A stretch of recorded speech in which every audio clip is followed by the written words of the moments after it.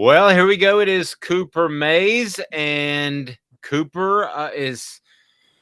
This is the first time we've talked after a loss, man, and I hate that for you. I just want to say that on a personal level.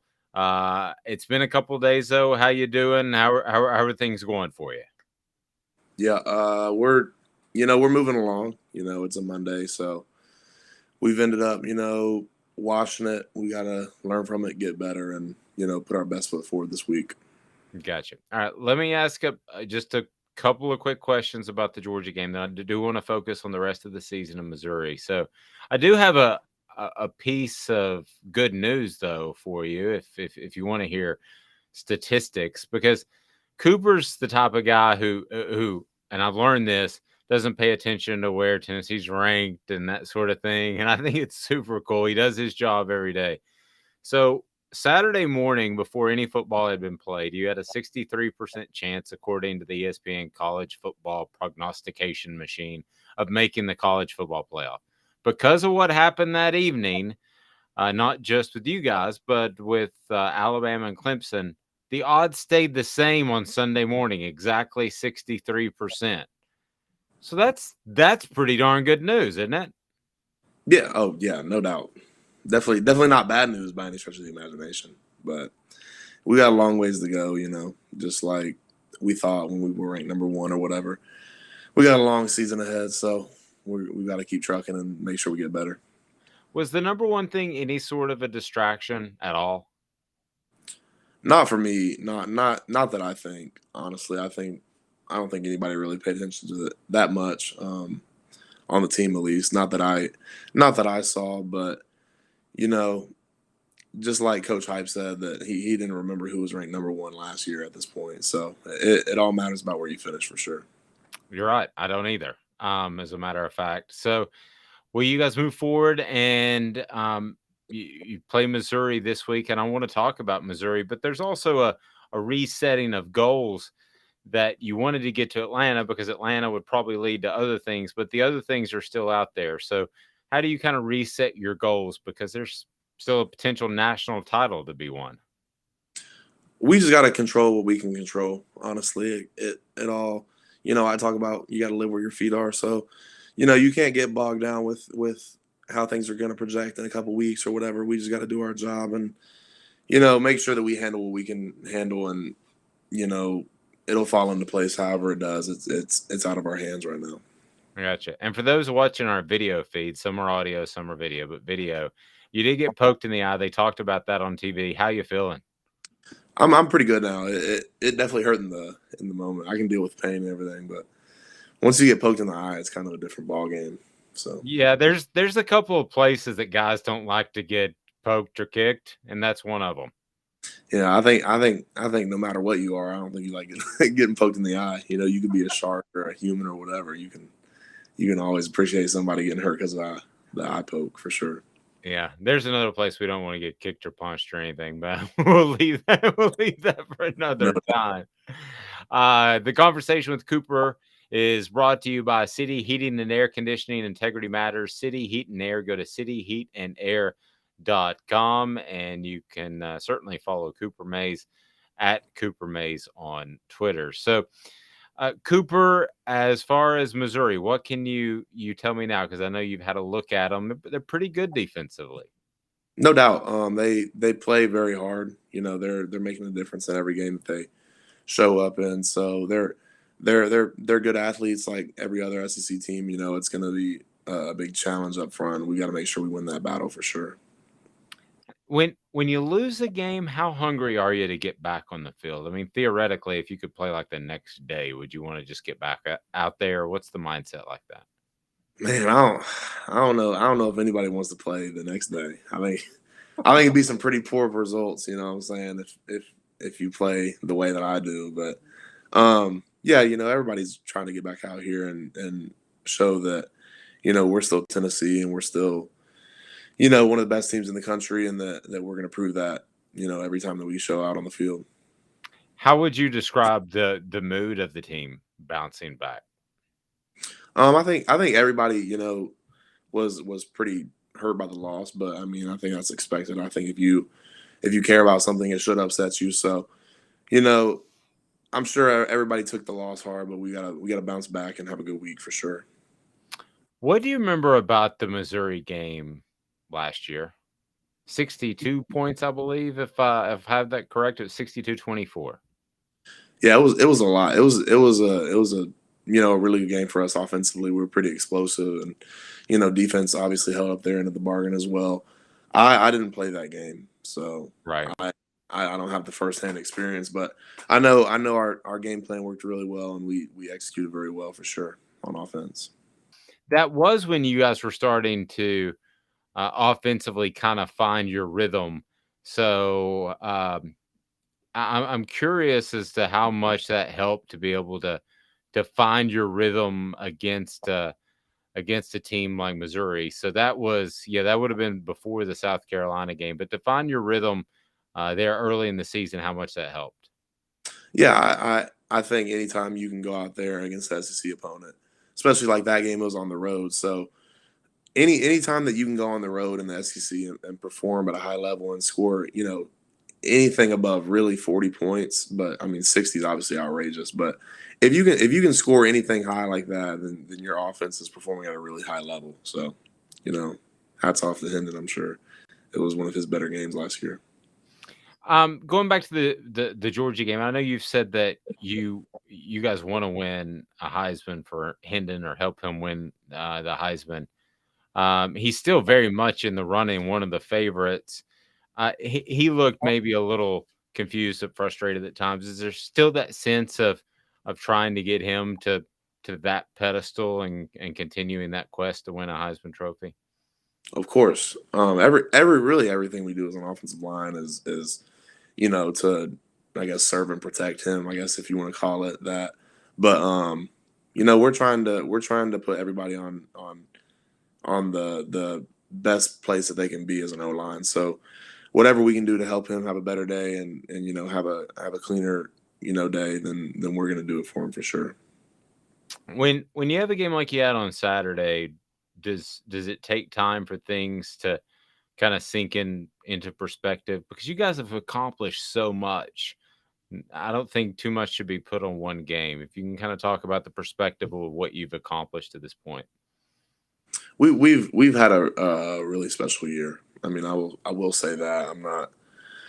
I know I'm pretty live where your feet are type guy, but I'm not gonna sit here and lie to y'all. Like we've had a pretty special year. So just like I said earlier, trying to build on that. We got to finish it the right way. Like nobody cares about what you've done before this. They care about what you're doing right now. So we've really got to focus on how we respond this week and how to be better for sure. How would you like to improve as an offensive line from last week to this week? I saw a lot of different stunts and twists that Georgia did. What did you think about how you handled those? And is that some area that you'd like to improve in? I think we've got to get better. If you watch the game, I mean, we've got to be better for Hendon and our wide receivers, and they're getting open, and we got to protect a little bit better, and we got to take some of those twists and stunts on the chin and put hats on hats, and give him the time that he needs to let his routes develop and put accurate ball on there for sure. What's his mindset like after so much success and having a bit of an off game? I'm not sure. I haven't really talked to him about that or whatever, but I just know that we've got to be better, and I know that Hendon will put his all into us bouncing back and having a better week as a team, and I think Hendon's going to be the forefront of that, and he's a great leader, and he gives you the same type of person he is every day. So I'm sure he's going to bounce back with a great attitude and ton of energy and positivity for sure. Are there any, and I know you may go by numbers because a lot of players do as opposed to names, but are there anybody when you watch Missouri that kind of stands out to you that impresses you, guys they have up front? I I'm really impressed with their whole front seven. I really think they fly around really well as a whole group. They play well disciplined too for sure, but I like the way they play. They have a don't stop kind of attitude. They're gonna chase the ball and they're gonna they bring the fight to you or try to bring the fight to you as best as they can. So I'm impressed with how they look for sure. As far as when you look back at the offensive line play from last week, how much of whatever mistakes you guys may have made were fixable that you put on yourself more so than the opponent? Well, they they're on scholarship too, so I'm Sure. not gonna sit here and act like that it was all our fault and that they didn't do things that were good. They had good players, good game plan for us, and you know we've got to be better. But they had a really good game plan. They brought some good pressures that we weren't able to pass off. So it's really just on us. We've got to get depth, be square, and read our keys really well, and we got to handle it better. Again, I want to go back to Missouri. Scheme wise, what do you see out of them? Pretty simple, or do they like to move people around as well? No, I think everybody's going to move people around against us. Honestly, with the way our offense moves and how fast we are, it's going to be hard to find people that just play straight up base defense and just try to stop us head on. So you're going to see a lot of different pressures and nothing that we haven't seen before, but we just got to do a good job passing it off. What do you say to somebody that might say that this team took a major confidence ding that might be affected in some shape, form, or fashion? What do you say to people that might have that notion? Yeah, I wouldn't say that's true. Those people haven't been in the locker room with us. They haven't seen us or how we prepare, how we work. So I think we're all staying together. I think we're the same group of guys we were however many days ago it was that we didn't play Georgia. We're still the same group of guys, same people that had 7 or 8 wins or whatever it was up until this point. So nothing's really changed. We just gotta bounce back. That's really all it is. Was there a moment, because I know you enjoy a win for 24 hours and you probably feel the bruise of a loss for 24 hours, but there a moment that kind of clicked in your mind where you said, I'm ready to move forward. I've forgotten about this game.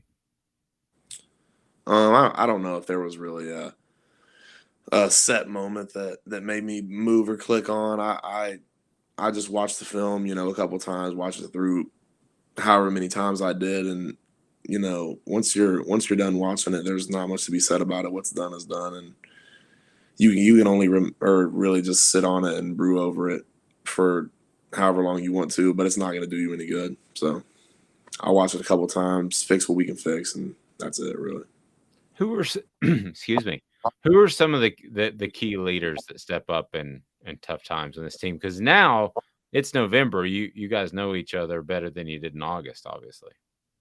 All the captains are going to step up for their respective offense and defense, but Hendon's going to be at the forefront of all of it. Like I said, he's the guy that brings a consistent energy about him every day, and he's not going to let us go off course. I know that for sure. So he'll be at the start of that. What was his message like in either on Sunday in meetings or Monday at practice? His message we're just concerned with, like I said, you got to go forward the next week and figure out how to be better and figure out how to come out and fix the things that weren't as good on the last Saturday that maybe got you beat. So he's just telling us to move forward, keep the same energy about us that we had, and we got to prepare better and just execute better. What about you? You touch the ball every single snap. Do you consider yourself a vocal leader or more of a quiet guy? I'm more of a leader in our O line room. I think everybody can feel my aura a little bit. I'm not a big rah rah guy. I don't like getting up in front of everybody and talking about stuff that's cliche or corny or whatever. But when I say something, I think people respect it for sure. I can understand that. Okay, so let's say I'm one of your offensive line teammates that's dragging. Not to say there is one, but let's say I'm one of those guys. What are you telling me? Dragon in practice or something. No, just emotionally hung up over a disappointing loss. Be it last year or this year, whenever it may be. Man, I mean, I shoot, I don't. At some point, you got to grow up and be a man. I mean, you can only sit here and cry about something for so long. You know what I'm saying? Like, it's at the end of the day, it's football. We've got a couple more chances to go out there and play and prove who we are. And there's nothing you can do about the history. You know what I'm saying? It's in the past, and you sitting here and being all mad about it isn't going to fix anything. That's kind of that really goes for life. I mean, obviously, be upset about some stuff that happens, but at the end of the day, you can either pick yourself up and go fix what what you messed up or what happened, and you got to move on at that point. So we're recording on a Monday whenever people happen to be watching. So we I'm curious, has this team done that by now? Do you feel confident that this team has picked themselves up and they're good to go, or does it take a little more time? Uh, I don't know. I mean, if you haven't gotten past it now, I don't know what to tell you. I mean, I, I mean, I don't think anybody's sitting here crying about it at this point. I mean, if you haven't, then that's on you. All right. So when all's said and done, and you look at what you learned from the Georgia game, and maybe this settles in from weeks to come or years to come. But when all is said and done, what do you think you've learned about this football team and its psyche, its maturity? Because I've commended it on several different occasions. What do you think you've learned about the response? Over the whole season or just after Georgia? A little bit of both, but in particular, how they was so high, and then the stumble against Georgia. I think it's just really impressive how we stick together as a team. I don't think there's been a huge stumble or anything. I don't think anybody's sitting here crying about it, about what's happened, or us losing a game. Football goes one or two ways. Either you win or you lose. I mean, it's not a huge crazy loss of anything. We've got more chances to go fix what we've done, and you know we just got to get better. Something tells me it'll be just fine. I've seen the maturity of this team. I've seen a lot from you, so I think you'll be just fine. Yeah, got to be. Yep, gotta be is a good way to put it. Cooper Mays brought to you by City Heating and Air Conditioning. That's cityheatandair.com. Check them out. Integrity Matters. They bring you the Vol report with Cooper Mays, whose eye looks much better, and I'm glad to see that. You handsome devil, you got that taken care of. So best of luck Do against Missouri, and appreciate your time as always, man.